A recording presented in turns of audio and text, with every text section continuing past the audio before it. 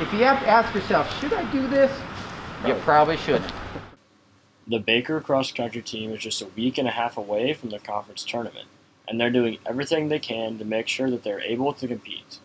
So basically, it's a social bubble. Has nothing to do with classes or anything like that. So basically, we're just asking the athletes to make good decisions if they decide to go out beyond, their little bubble, what they've been in here on campus and stuff, or with their roommates and things like that.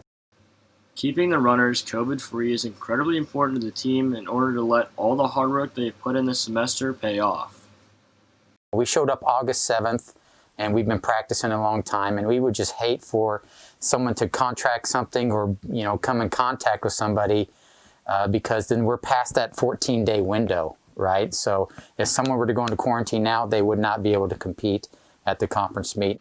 As for the runners, the bubble seems to be a sacrifice that they're willing to make. For the most part, we all have had a goal since the beginning of the year to win conference. So I think it's all a sacrifice that we are fine with making.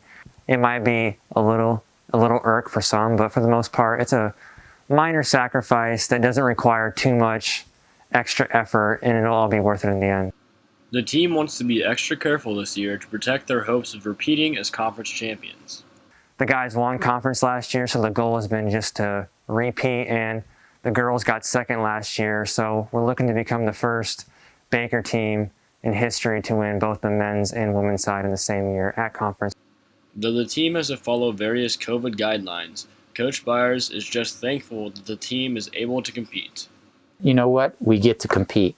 We get that opportunity to compete, and there's a lot of teams in the nation right now that don't get to compete.